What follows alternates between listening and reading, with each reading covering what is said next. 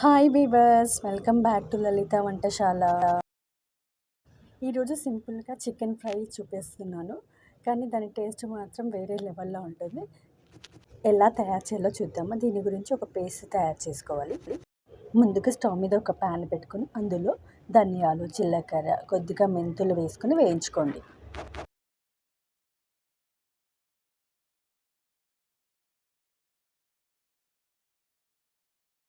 Fry చేసుకున్నవన్నిటిని ఒక mixie జార్లో వేసుకోవాలి.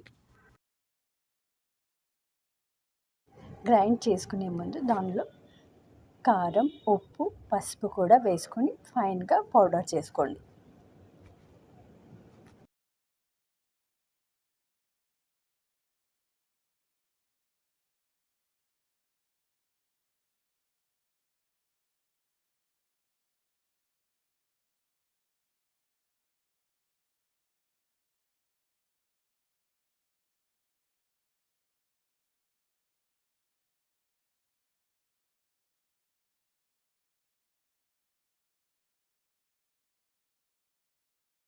పౌడర్ చేసుకున్నాం కదా, ఇందులోనే కొద్దిగా అల్లం ముక్కలు, వెల్లుల్లి ముక్కలు కూడా వేసుకోవాలి. అందులోనే కొద్దిగా ఆయిల్ కూడా వేసుకోవాలండి. ఆయిల్ వేసుకొని గ్రైండ్ చేయడం వలన ఆయిల్, ఉప్పు, కారము, వెల్లుల్లి, అల్లం అన్నీ మంచిగా మిక్స్ అవుతాయి.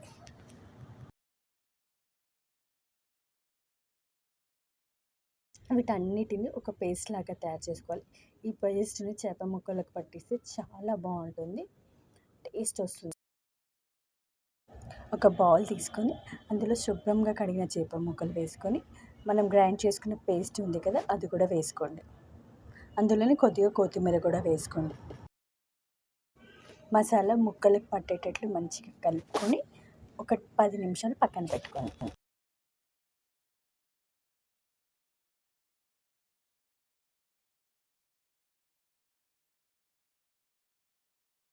ఇప్పుడు స్టవ్ మీద ఒక ప్యాన్ పెట్టుకొని అందులో 2 టేబుల్ స్పూన్ ఆయిల్ వేసుకోండి. నేను ఇక్కడ షాలో ఫ్రై చేస్తున్నాను. ఒకవేళ మీరు డీప్ ఫ్రై చేసుకోవాలనుకుంటే డీప్ ఫ్రై కూడా చేసుకోవచ్చు. ఆయిల్ ఈవెన్గా స్ప్రెడ్ అవ్వడానికి ఒక్కసారి ప్యాన్ అటు ఇటు తిప్పుకొని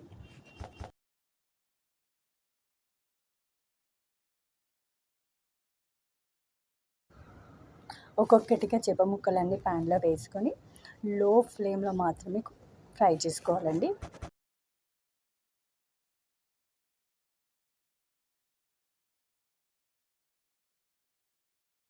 చేప ముక్కలను వేయగానే కలపొద్దండి, లేకపోతే ముక్క విరిగిపోతుంది. స్టవ్ని లో ఫ్లేమ్లో పెట్టేసి 10 మినిట్స్ ఫ్రై చేసుకోవాలి. మళ్ళీ ముక్కలని ఇంకో సైడ్ టర్న్ చేసుకొని మళ్ళీ 10 మినిట్స్ ఫ్రై చేసుకోండి. ఇలా చేయడం వల్ల మసాలా కూడా ముక్కలకి మంచిగా పడుతుందండి. వీడియోలో చూపిస్తున్న విధంగా లో ఫ్లేమ్లో పెట్టుకొని ఫ్రై చేసుకోండి. స్టవ్ని లో ఫ్లేమ్లో పెట్టుకొని 10 మినిట్స్ ఒక సైడ్ ఫ్రై చేసుకున్న తర్వాత మళ్ళీ టర్న్ చేసుకొని ఇంకో 10 మినిట్స్ ఫ్రై చేసుకోండి. ఇలా ఫ్రై చేయడం వలన ముక్క పైన క్రిస్పీగా, లోపల జ్యూసీగా చాలా బాగుంటుంది. వేడి వేడి ఫిష్ ఫ్రై రెడీ.